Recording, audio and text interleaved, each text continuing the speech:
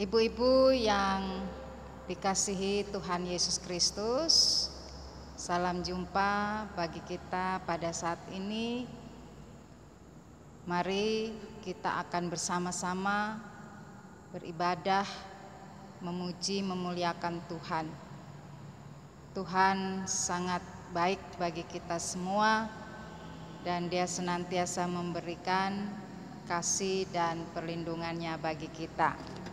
Saya ajak kita bernyanyi dari Kidung Jemaat 27 ayat 1 dan 2. Meski tak layak diriku, meski tak layak diriku, tetapi karena darah-Mu dan karena Kau memanggilku, ku datang Yesus padamu.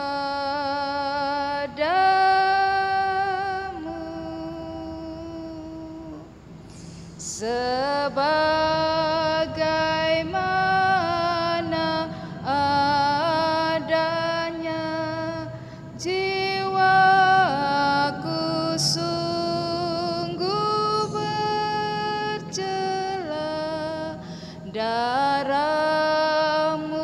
lah pembasuhnya, ku datang Tuhan padamu.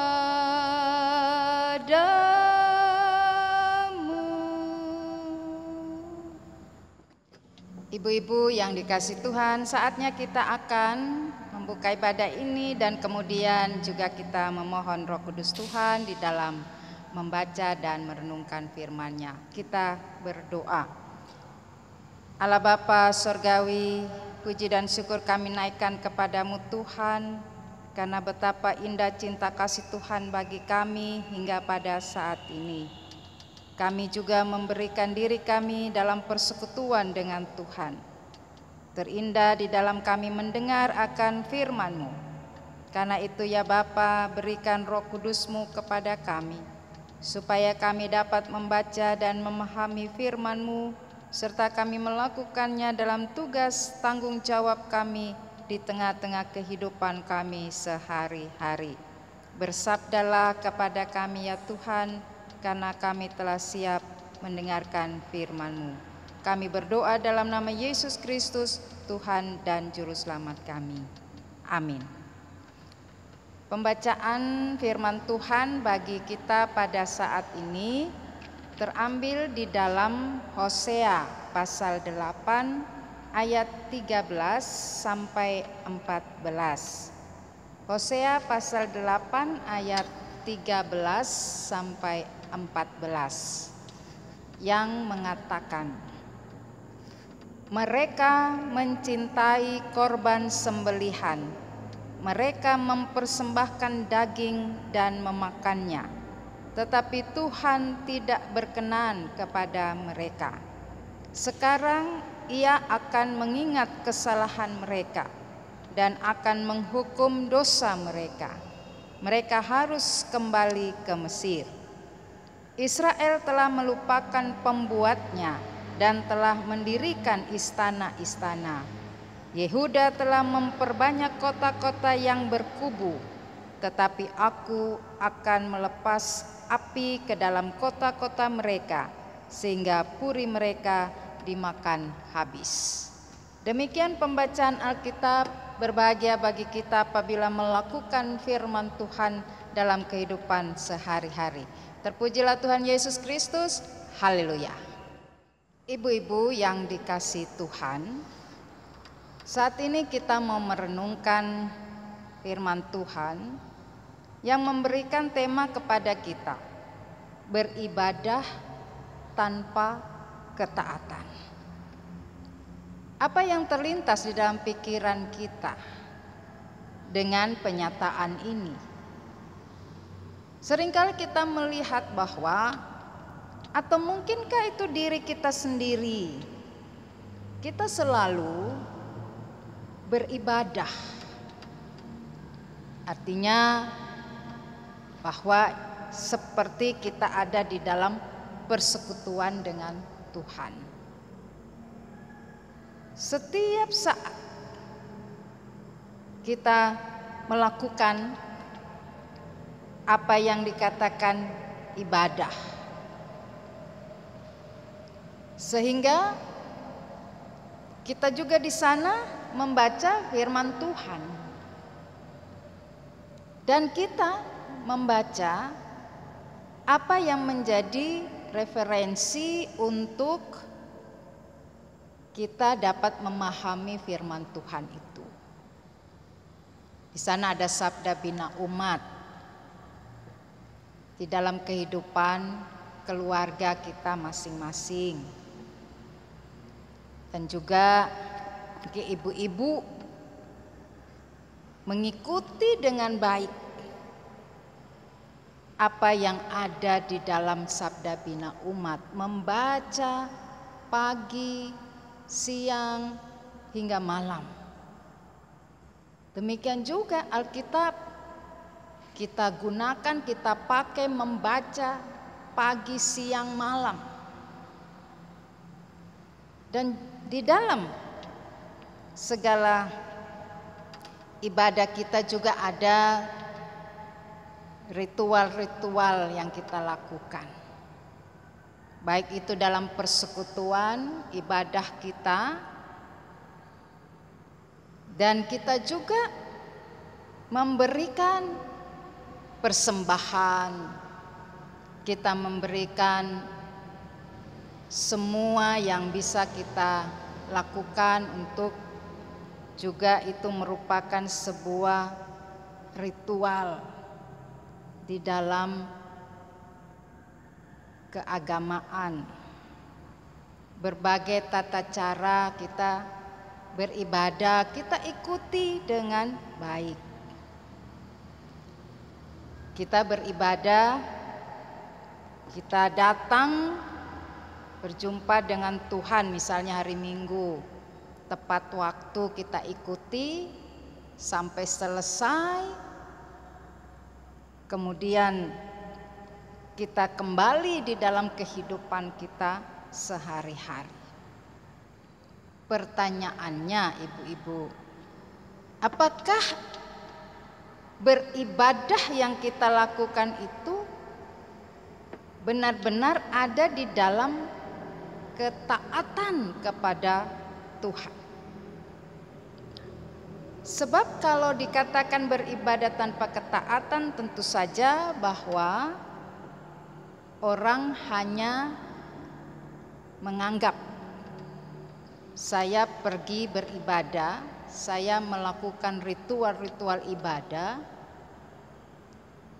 hanya untuk memenuhi keagamaan, sehingga dengan demikian itu tanpa ada lagi tindakan-tindakan yang nyata di dalam kehidupan untuk mewujudkan ibadah dalam ketaatan itu.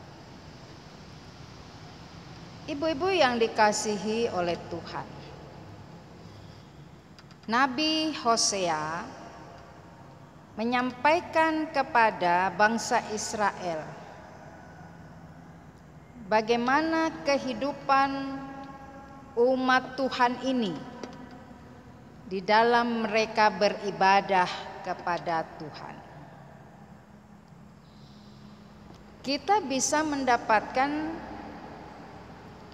bahwa bangsa Israel ini atau umat Tuhan ini, mereka juga selalu mengikuti segala ritus-ritus keagamaan ataupun itu tata cara keagamaan yang ditetapkan oleh Allah bagi mereka.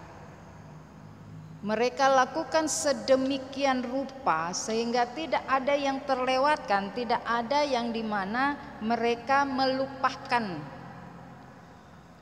Mereka juga dapat dikatakan Seperti kalau dalam ibadah orang Israel itu memang penekanannya kepada persembahan-persembahan. Mereka memberikan korban-korban persembahan kepada Allah dengan tujuan-tujuannya masing-masing. Mereka melakukannya begitu dengan benar, dengan baik dalam tatanan yang diberikan. Namun ini yang menjadi pengamatan Nabi Hosea mengamati bahwa apa yang bangsa Israel atau umat Tuhan lakukan ini, yaitu di mana kehidupan mereka ini senantiasa menunjukkan hal-hal yang bertolak belakang dengan ibadah-ibadah yang mereka lakukan. Oleh karena itu, maka Nabi Hosea ini mengingatkan mereka tentang kesalahan yang mereka lakukan di dalam beribadah. Ibu-ibu yang dikasihi oleh Tuhan,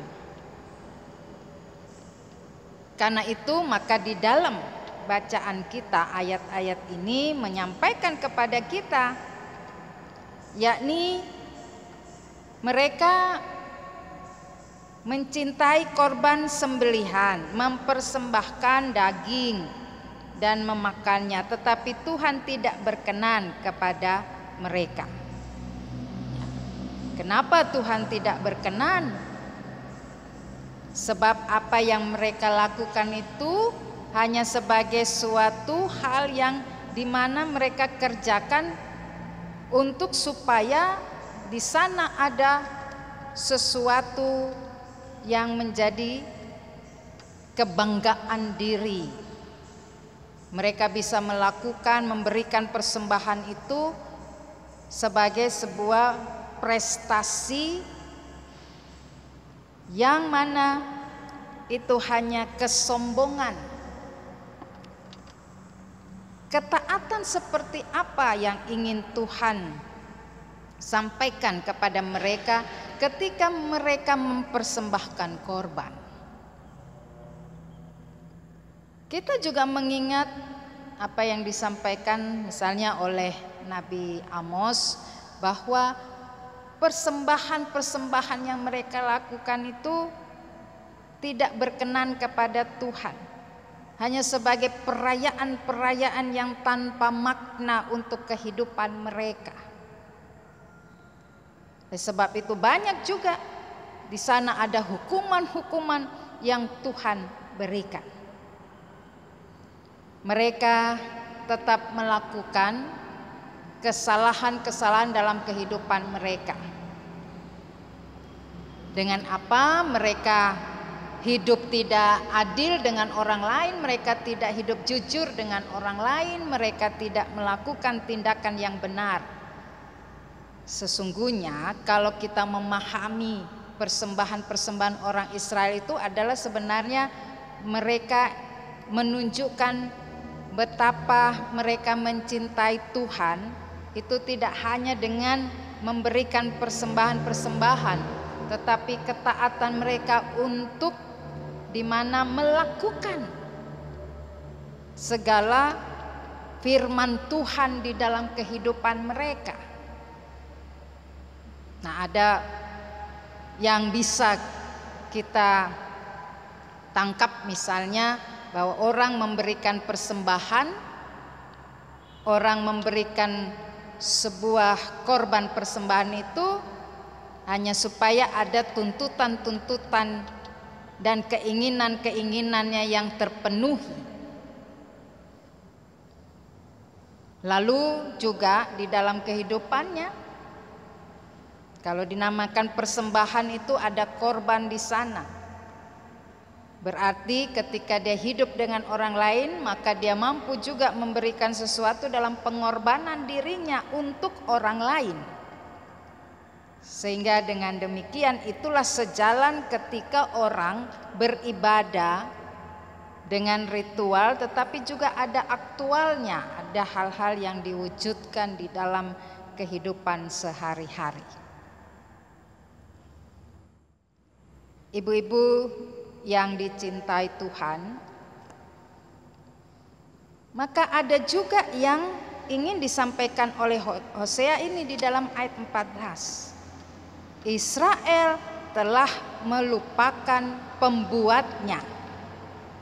Nah, kalau kita mau memahami itu, maka dengan kata pembuatnya, ini tentu diarahkan kepada diri Allah, kepada keberadaan Allah yang telah menciptakan mereka. Kemudian Allah memilih mereka menjadi umat kesayangannya, umat pilihannya. Mereka lah yang dibentuk oleh Allah menjadi umat Allah, milik Allah. Dan itu yang tentu saja mereka sudah melupakannya. Mereka harus mengingat bahwa Allah sudah juga melakukan berbagai perbuatan-perbuatan untuk menyelamatkan mereka dari Mesir. Mereka harus mengingat bagaimana Allah menyertai mereka di padang gurun. Bagaimana Allah selalu mau untuk memenuhi kebutuhan mereka. Dan itu semua tentu saja harus dipahami sebagai kehidupan yang menginginkan keberadaan umatnya itu tetap ada di dalam hidup yang sejahtera. Dengan apa yang mereka lakukan, dengan dikatakan korban sembelihan mereka persembahkan kepada Tuhan. Bahkan korban persembahan itu juga ada bagian-bagian yang harus mereka makan. Itu mau mengatakan bahwa apa yang mereka berikan bukan untuk supaya Tuhan itu sejahtera, bukan untuk supaya memenuhi kebutuhan Tuhan. Tetapi di sini mau mengingatkan bahwa apa yang mereka lakukan kepada Tuhan dengan mampu berkorban, memberikan persembahan, nah itu juga yang harus mereka kerjakan secara taat kepada orang lain, kepada sesamanya. Di sana mereka bisa memberi, mereka bisa berbagi, mereka bisa mensejahterakan orang lain yang tanpa ada sesuatu yang dimana punya, kalau orang bilang embel-embel, keinginan-keinginan.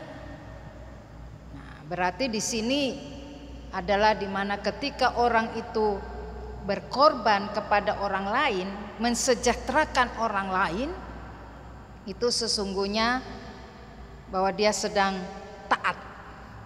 Dia sudah melakukan ketaatan di dalam beribadah kepada Tuhan.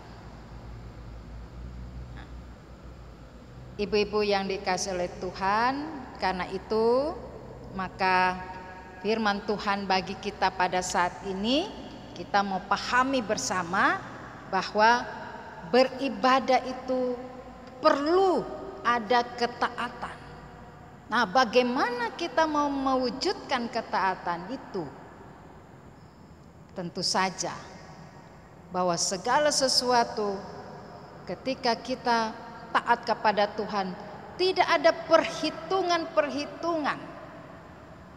Mau memberi, mau berkorban, mau berbagi kepada orang lain.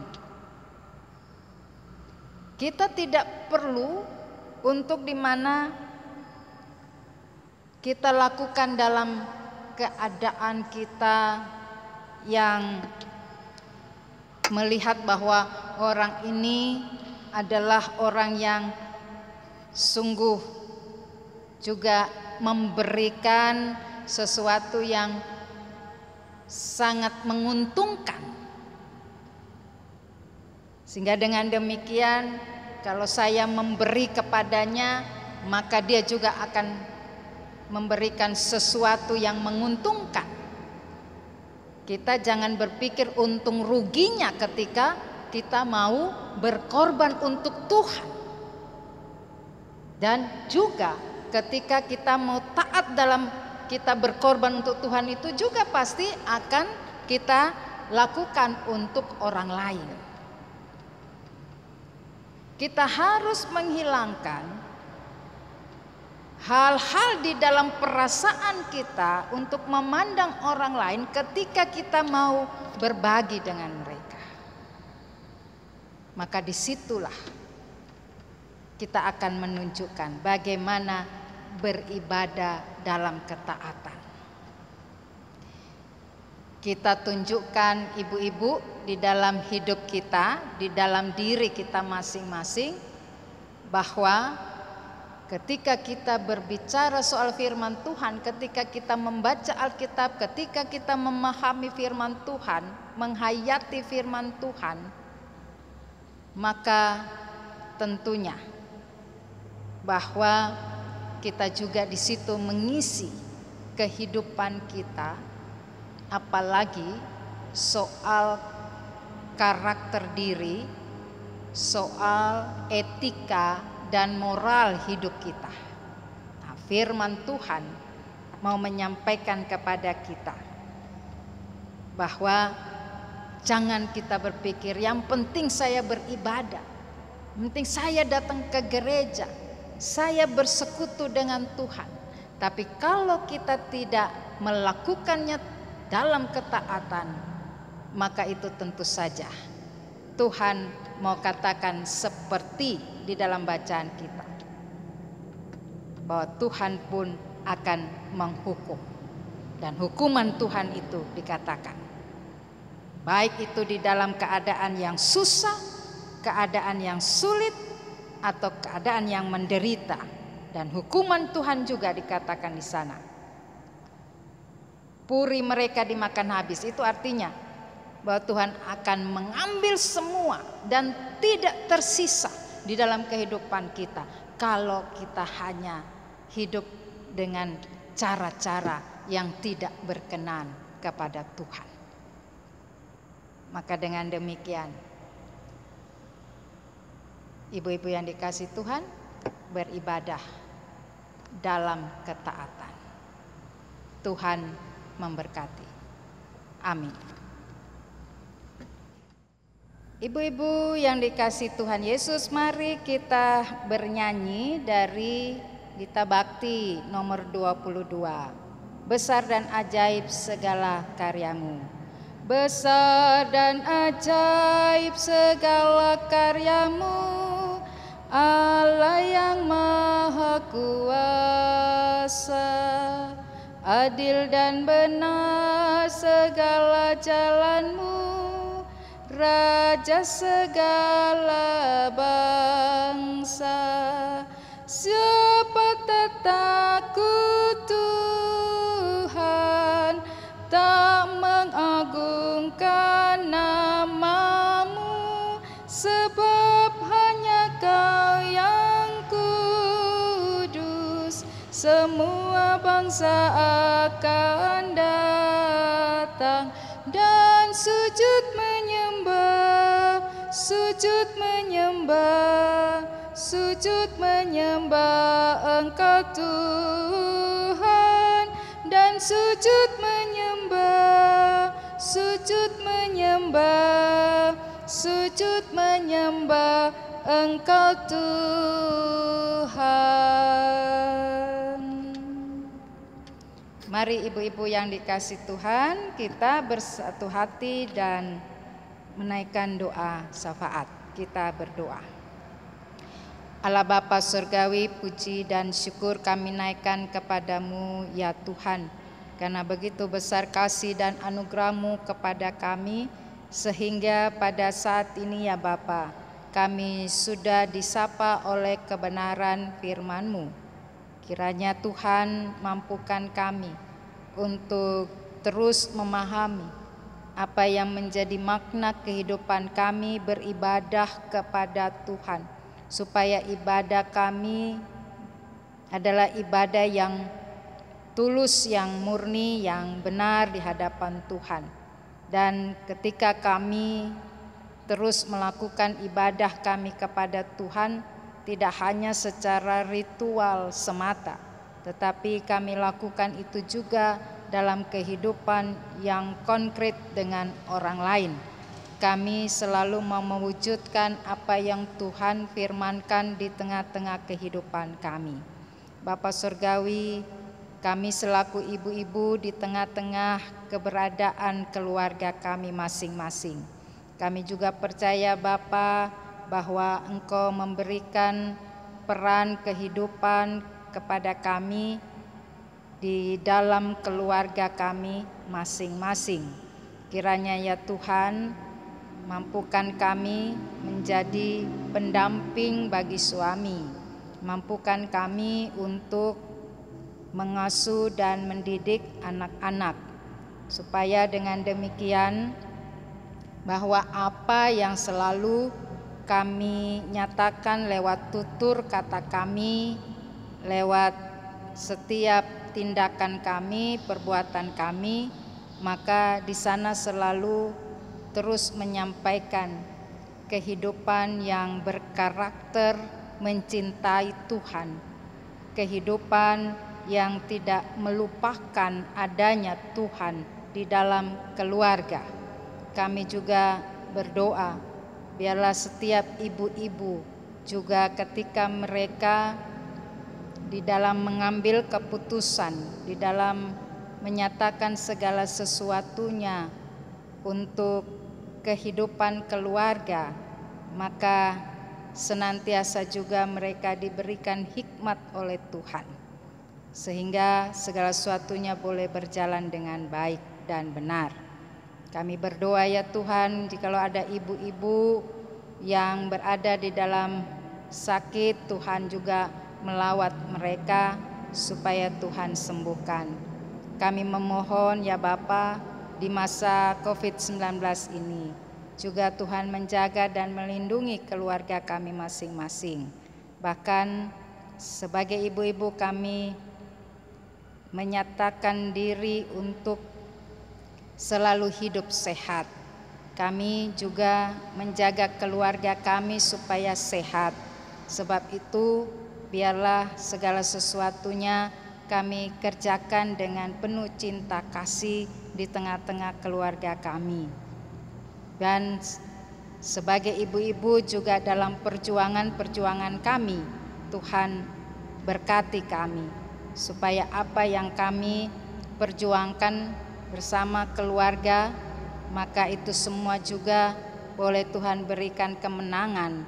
Di sana ada keberhasilan dan kesuksesan melalui kehidupan pribadi-pribadi anggota keluarga, baik suami, anak-anak, atau kami sendiri sebagai ibu yang juga di dalamnya sebagai seorang ayah. Tuhan berkati kami semua, para janda dimanapun mereka berada, Tuhan berkati, apalagi dalam masa tua mereka. Biarlah mereka tetap sehat, kuat, dan terus mengalami cinta kasih Tuhan dimanapun berada. Bapa, kuatkan kami sebagai ibu-ibu di dalam kehidupan kami masing-masing. Inilah doa permohonan kami ya Tuhan, yang kami alaskan hanya di dalam nama Tuhan Yesus Kristus, Juru Selamat kami yang telah mengajar berdoa. Bapa kami yang di sorga, dikuduskanlah namamu, datanglah kerajaan-Mu, jadilah kehendak-Mu di bumi seperti di surga. Berikanlah kami pada hari ini makanan kami yang secukupnya, dan ampunilah kami akan kesalahan kami, seperti kami juga mengampuni orang yang bersalah kepada kami. Dan janganlah membawa kami ke dalam pencobaan, tetapi lepaskanlah kami daripada yang jahat. Karena Engkaulah yang empunya kerajaan dan kuasa dan kemuliaan sampai selama-lamanya. Amin. Ibu-ibu yang dicintai Tuhan Yesus Kristus, kita akan memberikan persembahan dan kita mengakhiri ibadah kita pada saat ini. Karena itu mari kita bernyanyi dari Kidung Jemaat 389 bait 1 dan 2. Besarlah kasih Bapakku. Besarlah kasih Bapakku, selalu melingkupiku, di mana-mana diriku diasuhnya. Betapa kasihnya besar, tak usah hatiku gentar, ku berbahagia benar diasuhnya.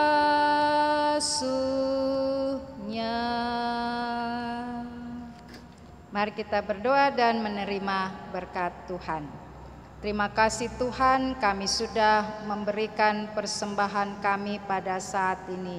Berkati apa yang telah kami lakukan dan itu menjadi puji-pujian, hormat dan kemuliaan bagi nama Tuhan Yesus Kristus.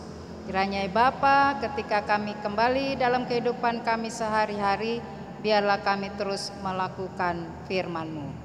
Arahkan hati dan pikiran kita kepada Tuhan dan terimalah berkat-Nya. Kasih karunia dan damai sejahtera dari Allah Bapa kita dan dari Tuhan Yesus Kristus menyertai kita dari sekarang sampai selama-lamanya. Amin. Amin.